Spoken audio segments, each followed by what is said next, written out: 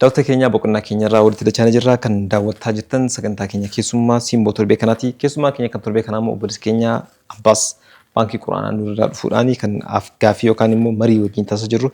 Mee gaaffii itti aanutti dabarraa. Abbaas baadiyyaa keessa yeroo quraana qooduudhaaf naannoftan waan hedduudha kan argitan akkuma jalqaba nuu kaaste masjidan namoonni yookaan immoo darasoonni itti qara'an sheekonni torbaanitti yeroo garagaraatti yookaan guyyaa guyyaadhaan itti kan dhufanii torbaanitti yeroo tokko torbaan lamatti al tokko fa'aadha kan dhufanii waan hedduudha baadiyyaa keessatti kan agartanidha. Kanaan wal qabatee immoo baadiyyaa ta'uudhaan wal qabateetiin teekinooloojii hin beekanii wanta amma ammayyaa kan jedhamu nuti magaalatti waan fayyadamni kanneen takka kan beekanii fayyaan illee wal qabateetiin rakkoon jiraachuu ni mala.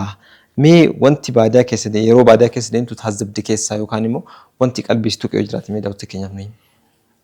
Akkuma sila sanatti maa ture tokkoffaan rakkinni guddaan uummanni musliimaa akka quba hin qabne rakkinni guddaan kan arge kana uummanni baadiyyaa jiru uummanni magaalaa jiru quba hin qabu uummanni musliimaa waliin hin beeku siluma baay'ina keenya hin beeknu bakka itti musliimii hedduminaan jiru hin beeknu yoo sadaqaa jedhame asumatti goona yoo masjiida ahlal khairii ijaaru asumatti goona yoo magaalaa irraa hedduu fagaanne magaalaa gurguddaa ta'an kan finfinnee ala jiran adeemna jechuudha garuu uummanni keenya harki caalaan baadiyyaa keessa jira muka jalatti qaraa'a ustaazni isaanii kaffaltii hin qabanii otoo dubbannu baankiin quraanaa ustaazota illee qacara illee qaba karaa itti barbaade bakka takka sababa ustaazni sun waan kaffalamu hin qabneef ijoollee 100-200 battanii qansiraa hojjechuu deema jechuudha. Kanaaf akka ustaazni sun gara qansiraan deemne ji'atti qarshii muraasa baadiyyaa keessa 5,000 hedduu guddaadha baay'ee 3,000 baay'ee hedduu guddaadhaan ramadamee fi ustaazi sun ijoollee taa'ee qaraasisa jechuudha. Harki caalaan lillaahii qaraasisu. Baadiyyaa keessatti ustaazonni ijoollee sana ijoollee qaraasisan jechuudha. Ijoollee naannootti argatan akka ijoollee ofitti ilaalu. Sanaaf quraana argannaan ni qaraasisu. Bakka takkatti garuu ustaazonnis namuma fuudhanii mana dhaabbatu alaafinnatii garaagaraatu irratti eegama. Yeroo sana ijoollee kana battinneessanii gara hojiitti deemuu barbaadu jechuudha. Nuti alhamdulillah Hamaris ta'ee bakka Oromiyaa keessa bakka garaagaraa gara Tigraayis madrasaaf illee bakka kaffalu jira kiraay. Fakkeenyaaf Aksum. Akkuma agartan masjiida ijaaruun ni danda'ama akka biyya sanaatti uummanni musliimaa bakka qabrii illee hin qabu wanta godoo fakkaattu bakka 12 kiraayii kaffalaa fi jirra ijoollee achi keessatti shiftiidhaan qara'u jechuudha warri ganama mana barumsaa deeman akka sa'aatii dhufanii qara'u Aksum ni beektu seenaa garaagaraa waan Aksum keessa jiru uummanni musliimaa bakka itti mirga namummaa isaa eegamee fi hin jiraannedha garuu alhamdulillah aga dandeenye aga guyyaan dhufutti guyyaa ni jijjiirra jedhama inshallah. Guyyaan dhufutti immoo kiraayii irraa kaffalaa waan ustaazotaaf danda'ame irraa kaffalaa akka qiraatiin addaan hin cinne gochaa jirra. Bakka kaan illee agomna keenya sana gochaa jirra. Baadiyyaa keessatti waan hedduu dhagaata kan taajjabdu quraana musaafa sana gara addaan qoodanii qara'uu shiftiidhaan irraa qara'uu walirraa ergifachaa qara'uu akka duraan mana barumsaa irraa quraana takka lamatti quraana takka sadii kitaaba takka sadiitti nu kennuun mana barumsaa irraa yookaan immoo dikshiinarii bareedaa nama bira abaluu bira jira jedhamee ergifatamee dhufamti haala sanaan quraana walirraa ergifatu.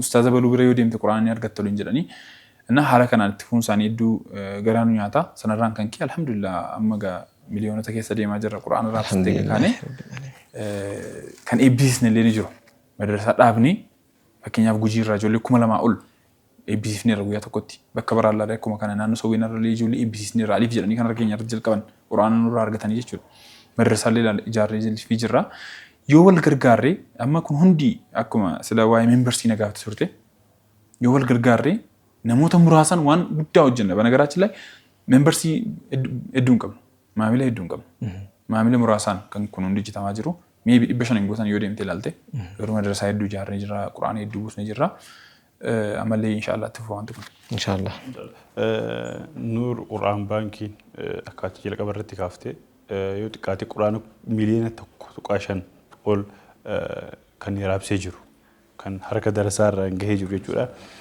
Madrasaa ijaaree sheekota nama sheekaa qacaree minda kafaluu jira.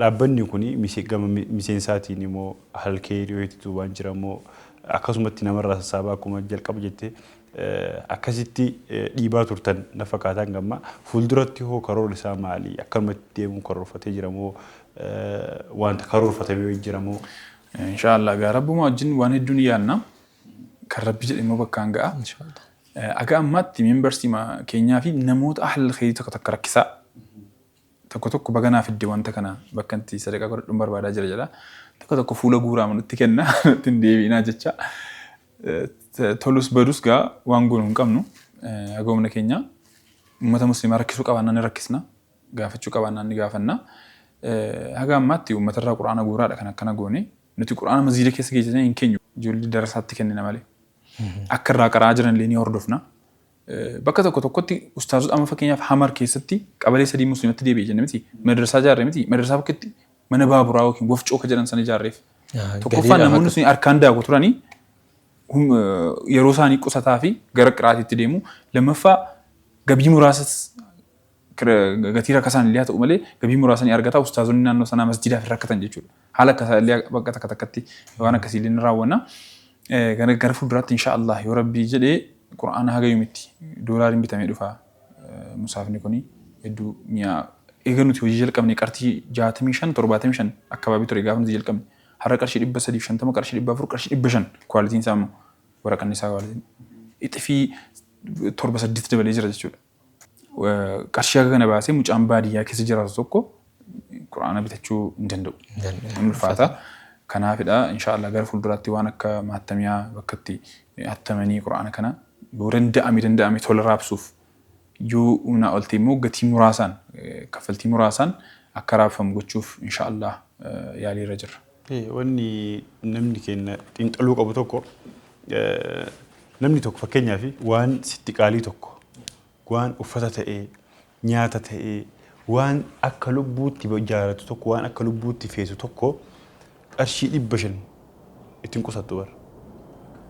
Qarshii 500 yoo qabaatte qarshiin 500 fedhii keessa waliin madaalu. Fedhii keessan caalaa waan ta'eef qarshiin 500 sun qabaannaa sii guddaa miti. Egalee qarshiin 500 nama magaalaa jiruuf guddaa ta'uu dhabuu mala. Waan akka lubbuu fedhu wal qabate. Quraana na warri baadiyyaa jiru sun akka lubbuutti fedha. Akka lubbuutti jiraachuudhaaf. Birrii 500 osoo qabaateen bitata. Birrii 500 qabaachuu dhabuu isaa ammoo quraana argachuu dhabuu isa quraana kan arganne isa qarshii 500 dhabuu isaa garaagarummaan keenya hagana takka adda fagoodha. Garaagarummaan keenya hagana takka adda fagoodha. Kanaafuu uf duuba deebinee ollaa keenya laaluun dirqama itti gaafatamummaa jala akka baanuufi baankiin Nuur waggaa 5ffaa isaa guyyoota muraasa dura kabajatee ture. Guyyaa sagantaa sanii ammoo waan guddaa takka akka argaan gaattanii jirtan odeeffannoo qaba ture. Mee wanti sun maali daawwattoota keenyaafis nuufis nu himi. Hayyeegaa marhaba. Nuti eega baankii quraanaa kana jalqabnee rakkina baadiyyaa keessa jiru eega sirriitti hubannee waggaa 3-4 kana waa'ee dhaabbata maxxansaa quraanaa kana ture mata dhukkubbiin keenya yeroo hunda kana yaallaa bakka gara biyya garaagaraa deemnee maxxansa quraanaa ilaallee jirra. Sana yaada sana akka qabnu mootummaan naannoo Affaar dhagahee ture. Karaa garaagaraa quraana biyya sana geessinii madrasaa masjiida maal ijaarree ture biyya sanatti sanarraan kan ka'e walitti dhufeenya bareedaa qabna. Sanarraan kan ka'e maattamiyaa yookaan maxxansa quraanaaf yoo haala mijeessitan an kara kiyyaan bakka isaa isiniifan eeyyama jedhee gara kaarii 50 nu eeyyamee maqaa baankii quraanaa Nuuriin kaartaa nuu baasee nu kennee jira jechuudha. Alhamdulillahi rabbil aalamiin tokko jedhamee jalqaba waa hundumti jalqaba yaada ture. Gammoo lafa argannee jirra. Burimmoo maashinii arganne jechuudha. Inshallah arganna. Bakki maashinii irra qofatu argamee jira maashinii qofatti. Isa ta'e jechuudha. Inshallah. Sunni siin ayin argama. Imala guddaa hii malanii jiranii warri Nuur baankii warri Nuurraa eegamullee warri hordoftoota keenyarraa eegamullee warri waan kana akka milkaa'uuf cinaa isaanii dhaabbachuu dandeettanillee hojii guddaa takka isinirraa eegama. Hattan gama mootummaatiin gargaarsi godhamu jira lafa kennuuf jiranii. Waan hafeemu inshallah warroonni waan kana cinaa dhaabbachuu dandeettan carraa kanatti akka fayyadamtan isiniin jenna. Inshallah sagantaan keenya gara dhumaatti deemuutti jira. Mee xumura irratti hawaasa keetiif dargaggootaaf miseensa keessaniifis dhaamsa yoo jiraate. Waliigalatti dhaamsan qabu quraana malee jireenyi hedduu ulfaata. Wallaahi ijoolleen kamillee karoora keenya kan mala ijoolleen kamillee ijoolleen musliimaa ijoollummaatti quraana qara'uu qabu. Quraana qara'an san booda bakka fedha adeeman badanii deebi'u. Garuu ijoollummaatti quraana hin qaraane taanaan booda deebisuuf xiqqoon rakkisa. Baay'ee rakkisa. Kanaafi akka dandeessanitti biyya kamillee jiraadhaa naannoo kamillee jiraadhaa mana quraanaa madrasaa ta'uu danda'a markaza quraanaa ta'uu danda'a masjida keessatti muka jalatti illee aqraanii bakka ilmiin jiru kamillee jajjabeessaa bakka kamitti bakka baadiyyaa deemtanii to'achuu daawwachuun ta'uu danda'a namoota daawwatanii ilaalanii dhufanii arganii dhufanii immoo gargaaruun ta'uu danda'a quraana bittanii baadiyyaatti erguu ta'uu danda'a madrasaa ijaaruun ta'uu danda'a madrasaa ijaaruu gaafa jennu birrii miliyoona meeqa namni miti baadiyyaa yoo deemtan humnaan si gargaaru mukaan si gargaaru bakka takka muki sin jiru humnaan si gargaaru ogummaan si gargaaru qarshii 1,700dhaan madrasaa kutaa 4 ijaaruu dandeessa miliyoona tokko madrasaa kutaa 4 ijaaruu dandeessa akka magaalaa miti lafa dabalate jechuudha. Kanaafi yeroo madrasaa ijaarra jennu miliyoona hedduu gaafachaa jirra miti. Namni lama qarshii muraasa walitti buusee waan ijaarsudha. Adaraa kana jechuu barbaadu kanadha. Dargaggootaan illee bakka akkasii jajjabeessaa mooraaliidhaan nuti ijoollee yeroo turre masjiida miicuu gibbii keessatti akka ijoolleef michuu ta'u akka ijoolleef mijatutti gibbiin masjiida akka ijoolleef mijatutti sirreessina. Dhagaa kaa'uudhaan ta'uu danda'a bakka irra taa'anii qara'an. Garuu dhaloonni akka qara'uuf hundi karaa danda'een dirqama miliyoona baasuun kuma birrii baasuun dirqama miti. Karaa danda'een du'aaidhaan illee akka ijoollee gargaartan dhaloota dhufu cinaa akka dhaabattan maqaa rabbiin isin gaafadha. Itti aansuun dhaabbattoota quraana irratti hojjetan gargaaruu nuti amma quraana qofa barbaanna. Namni quraana fiduu barbaade aga sa'aatii 11 walakkaatti bijiroon keenya sanbata guddaarraan kan hafe torbanitti guyyaa 6 banaadha. Jumaallee banaadha. Jumaallee sagadanii deebi'u ijoolleen faraqaadhaan ijoolleen jiru biiroo yeroo hundumaa sa'aatii fedhetti quraana qabatee garuu quraana haaraa malee quraana mana ture hin fudhannu duraan ni fuuna turre yeroo booda gara baadiyyaa geechinee gaafa ijoolleef quraana raabsinu takka haaraa ga'a takka immoo kan nama harkattiif kan irraa fayyadame isaan ga'a qalbii ijoollee akka cabullee waan akkasii kana agarree kanarraan kan ka'e quraana haaraa qofa fuudhaa jira namarraa naannoo piyaasaatti biiroon keenya argama. Yookiin immoo iskiriinii irratti bilbila argamuudhaan bilbilanii yoo nu gaafatan information argachuu danda'u jechuudha. Sa'aatii kamitti illee yoo fiddanii nutti laattan inshaallah isinirraa fuuna. Akka inni bakka gaarii ga'ee ijoolleen irraa qaraan immoo ani waadaa isinii seena jechuudha. Baankiin Nuur quraana harkaan harkatti darasatti harkatti kenna malee fuudhee magaazinaan kaa'u.